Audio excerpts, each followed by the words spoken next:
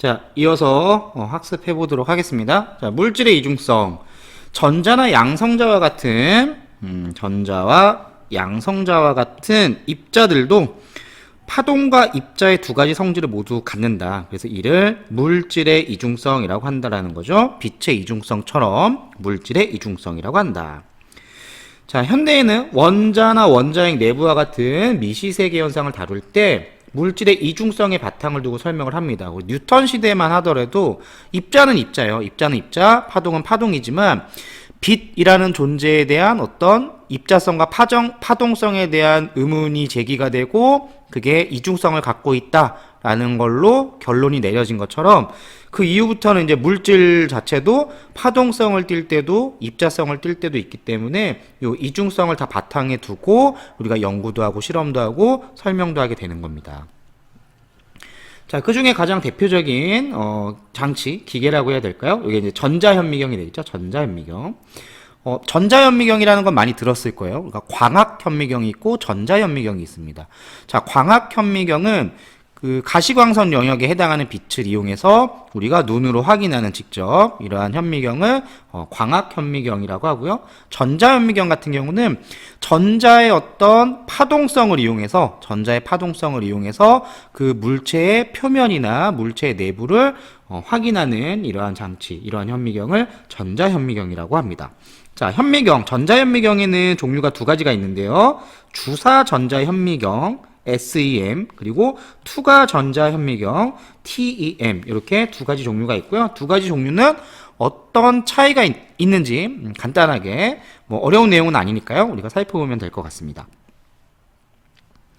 자, 자기 렌즈. 우리가 광학현미경을 한번 생각해 보세요. 현미경은 빛을 모아서 빛의 어떤 반사를 이용해서 우리 눈에 최종적으로 들어오게 되면 그 물체의 상이 확대돼서 보이는 거잖아요. 그래서 빛을 굴절시켜야 하는 무언가가 필요합니다. 그게 바로 렌즈가 되겠죠. 볼록 렌즈나 오목 렌즈를 이용해서 이제 빛을 휘게 만들어서 굴절하게 만들어서 우리가 현미경을 사용하게 되는데요. 전자를 이용해서 전자의 어떤 파동성을 이용해서 현미경을 사용할 때 전자 역시 빛이 렌즈를 통과할 때 굴절이 일어나는 것처럼 휘어지는 것처럼 전자 자체도 휘어져야 됩니다. 근데 전자를 휘기 위해서는 렌즈를 이용하면 안 되겠죠. 그 빛과 똑같이. 그래서 전자를 휘어지게 만드는 그러한 장치를 우리가 자기 렌즈라고 합니다. 빛이 휘어지게 만드는 기구를 우리가 렌즈라고 했기 때문에 전자를 휘게 만든다라고 해서 자기 렌즈라고 하고요. 왜 자기 렌즈라고 하냐면 전자라는 것은 전기적인 성질을 띠고 있죠. 마이너스라는 전기적인 성질을 띠고 있는데 얘네들을 힘을 주어서 휘게 만드는 겁니다. 전자기력을 이용해서. 그래서 여기 보면 코일, 전자석이 만드는 자기장으로 자기장이 있는 영역에 전류가 흐르면 우리가 힘을 받는다는 전자기력을 배웠습니다. 마찬가지 전자도 전자기력, 전자의 이동 자체가 우리가 전류라고 생각할 수 있기 때문에 여기서 전자가 받는 힘을 우리가 로렌츠 힘이라고 하는데요. 전자도 마찬가지. 어느 방향으로 힘을 받느냐라는 거는 여기서 중요한 내용은 아니죠.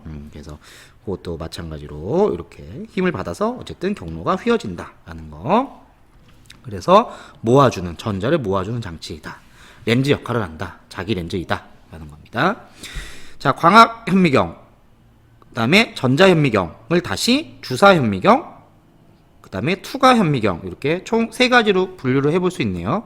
광학현미경, 우리가 볼 수 있는 가시광선 영역을 사용하는 현미경이 되겠고요.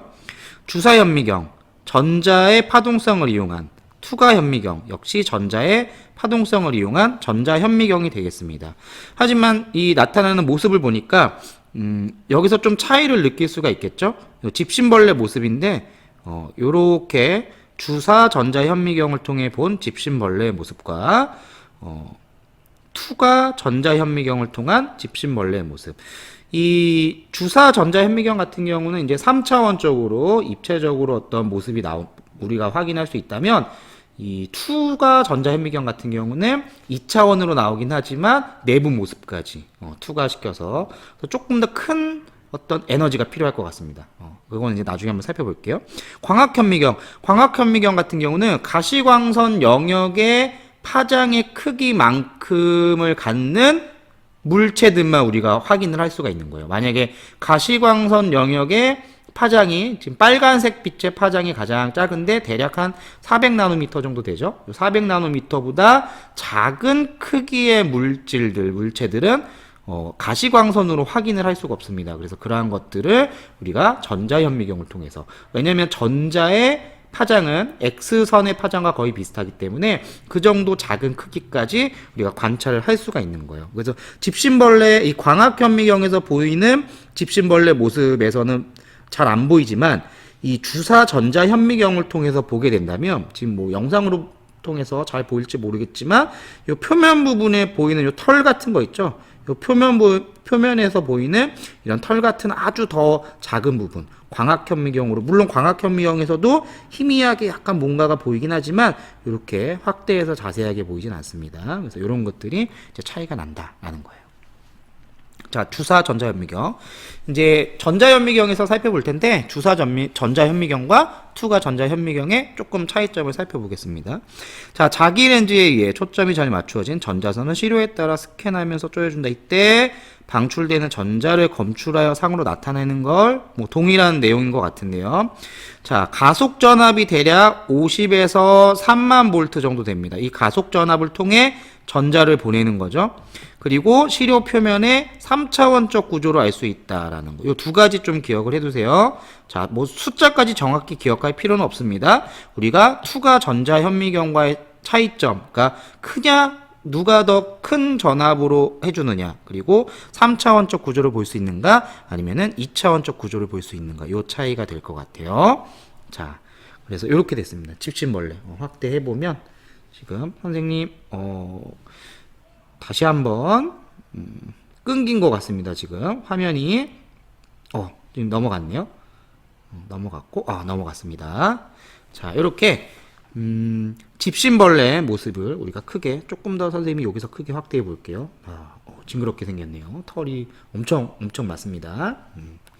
이런 것들은 우리가 전자현미경을 통해서 3차원적인 입체적인 모습을 볼 수 있게 되는 거고요. 자, 투과 전자현미경 같은 경우 매우 높은 전압으로 가속시킨 전자선을 자기 렌즈를 이용하여 모은 다음에 시료에 투과시켜 상을 만든다라는 게 투과 전자현미경이 되겠네요. 그럼 아까 주사 전자현미경과의 차이점은, 이 투과 전자현미경은 이게 높습니다. 단위가 벌써 100에서 300kV. 이 킬로라는 것은 10의 3승이니까 훨씬 많죠? 아까는 40의 3만이었는데. 자, 그리고 이렇게 높은 가속 전압을 했기 때문에 내부 모습까지, 투과된 모습까지 우리가 확인을 할 수가 있는 겁니다.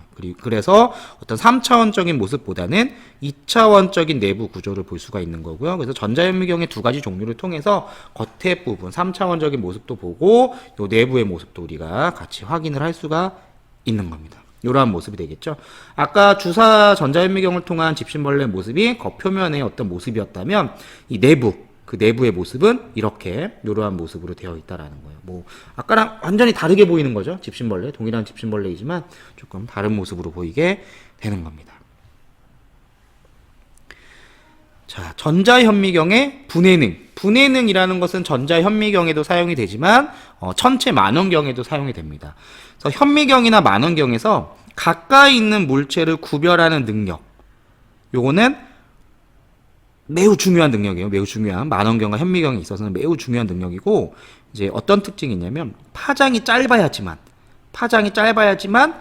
회절이 잘 안 일어나면, 회절은 파장이 길 때 잘 일어나기 때문에 회절이 적게 일어나야지만, 그러니까 장애물 뒤에까지 이렇게 퍼지는 게 아니라 이렇게 좁은 부분만, 왜냐하면 분해능이라고 하는 거는 정확하게 두 지점, 물체를 구분하는 능력을 분해능이라고 해요. 분해하는 능력. 이게 좋다는 얘기는 정확하게 사물이 두 개를 인식을 하는 거죠. 왜 우리가 멀리서 본다면 어떤 하나의 물체였지만 점점점 가까이서 보니까 이게 한 물체가 아니라 두 개의 물체였다라는 걸 확인하는 순간 우리가 정확하게 파악을 하게 되는 거겠죠. 그래서 분해 능이 좋아야지만 우리가 좋은 현미경, 좋은 만원경이라고 하는 겁니다. 근데 분해 능이 좋으려면 파장이 짧아서 회절이 적게 일어나야 된다라는 거죠.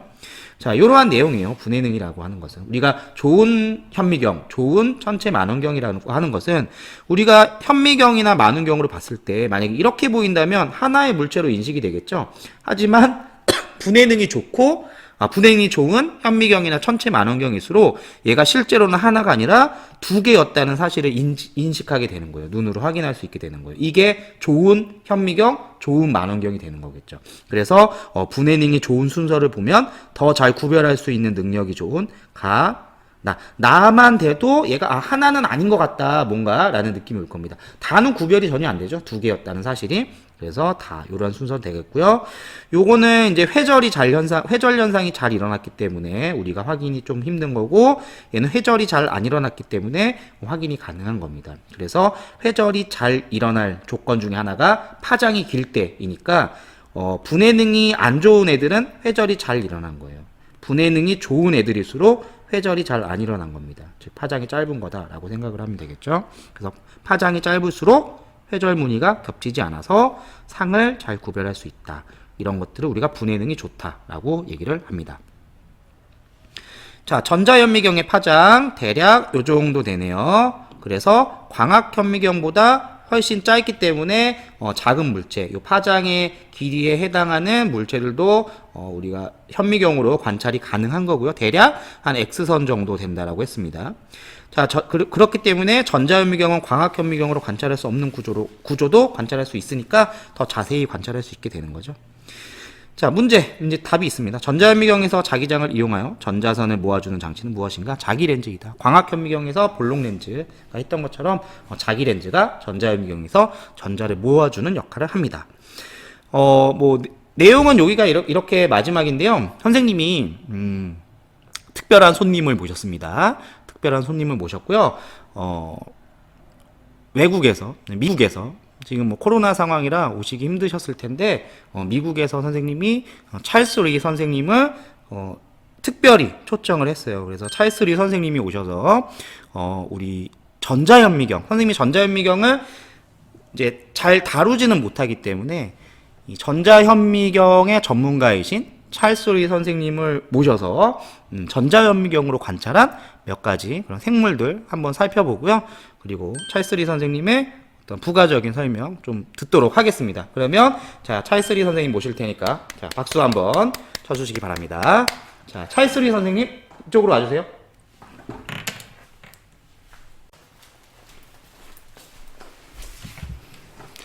네, 여러분 반갑습니다. 찰스 리입니다. 소개받은 전자현미경을 주로 다루고 있는 전자현미경 전문가가 되겠습니다. 자, 여러분 반갑습니다. 덕소고등학교. 제가 외국에서 살다 보니까 한국어에 조금 익숙치 않아서, 물론 한국어를 잘하는 이유는 저희 어머니가 한국분이시기 때문에 크게 걱정하실 필요 없이 영어로 진행하지 않을 거예요. 한국어로 할 거고, 방금 소개받은 찰수리입니다. 찰수리. 자, 여러분들 만나 뵙게 돼서 반갑고요. 이 찰수리 선생님이라고 불러도 될 것 같아요. 찰수리 선생님은 여러분과 함께 전자현미경으로 관측한 여러 가지 생물들 한번 살펴보도록 하겠습니다. 자, 여러분 보이시나요? 자, 요게 뭐냐면 호박꽃가루입니다. 호박꽃가루. 자, 호박꽃가루. 우리가 실제로 눈으로 본 적 없죠? 참 징그럽게 생겼는데 전자현미경을 이용한다면 X선 파장의 길이만큼 아주 작은 이러한 것들도 눈으로 확인을 할 수가 있습니다. 자, 또 하나 선생님이 확인한 게 바로 뭐냐면 여러분들 생명과학 시간 여기 생명과학 선생님이 누구신가요? 김진홍 선생님이신가요? 김진홍 선생님. 자, 김진홍 선생님께 아마 배웠을 것 같은데 아니면 통합과학 시간에 배웠을 수도 있습니다. 여기 박테리아입니다. 박테리아 파지의 모습이에요. 자, 마치 걸어가는 것처럼 생겼지만 사실 박테리아는 정확한 거는 선생님도 잘 모릅니다. 생명과학 선생님께 물어보세요. 자, 그 다음 마지막. 자, 이게 뭔지 아나요? 선생님 요즘에 요거를 연구하고 있습니다. 전자현미경을 통해서 이 연구를 아주 자세하게 뭐 갑자기 한국어가 생각이 안 나네요. 패스할게요. 자, 요게 바로 뭐냐면 코로나 바이러스입니다. 코로나 바이러스.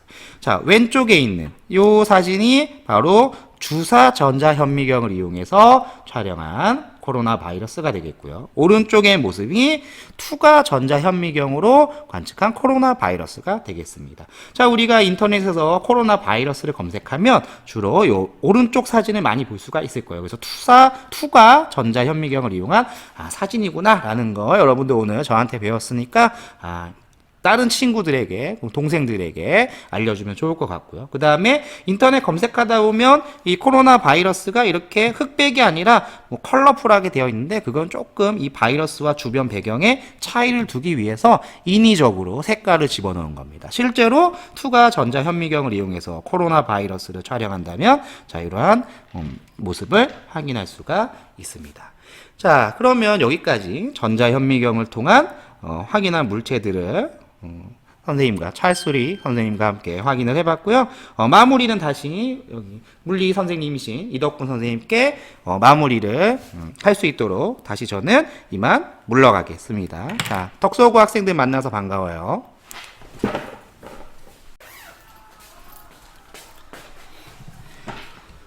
네, 아주 좋은 설명해 주신 우리 찰수리 선생님께 다시 한번 큰 박수 부탁드립니다. 자, 그러면 정리해 보도록 하겠습니다. 선생님과 함께. 자, 전자나 양성자와 같은 입자를 나타내는 파동을 우리가 물질파라고 한다는 거고요. 그 다음에 전자의 물질파 파장은 X선의 파장과 비슷하므로 금속 결정에 쪼여주면 회절무늬, 파동의 성질이죠. 회절무늬를 관찰할 수 있다라는 겁니다. 자, 전자나 양성자와 같은 입자들도 파동과 입자의 두 가지 성질을 모두 가지며 이를 물질의 이중성, 빛의 이중성처럼 물질의 이중성이라고 하는 거고요. 전자현미경은 전자의 물질파를 이용하여 물질을 확대시켜 볼 수 있는 현미경으로서 주사 전자현미경, 투가 전자현미경 두 가지 종류가 있다라는 거 우리가 확인을 했습니다. 자, 여기까지가 우리 물리학 전체 내용이에요. 물리학 전체 내용을 이제 끝까지 배웠습니다. 이제 남은 거는 여러분들 열심히 시험 공부를 해서 2차 질필평가 잘 마무리할 수 있어야 되겠고요. 그 다음에 물리학원 수능에서 선택을 할 친구들은 다시 처음부터 돌아가서 여러분들 며칠 전에 이 영상을 보는 순간은 지난주가 되겠죠. 물리학원 모의고사를 봤던 친구들은 역학 부분이 많이 힘들었을 거예요. 그래서 역학 부분에 많은 시간을 할애를 해야 됩니다. 가장 중요한 내용이기도 하고요. 그래서 겨울방학 시작할 때쯤부터 한 번 정도 물리학을 배웠다면 물리학을 시험 볼 거라면 한 번 쭉 정리를 해두어야 할 것 같습니다. 자, 코로나 안녕.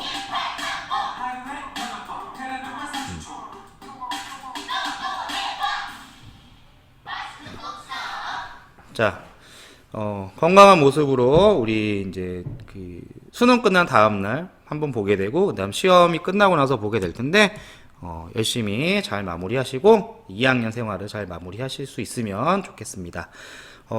진도가 다 끝났기 때문에 다음 온라인 영상은 아마도 선생님이 문제를 조금 추려서 문제풀이로 진행을 할 예정이에요. 그래서 선생님이 제공한 문제 한번 풀어보시고 공부 열심히 하시기 바랍니다. 자, 이상으로 수업을 마치도록 하겠습니다.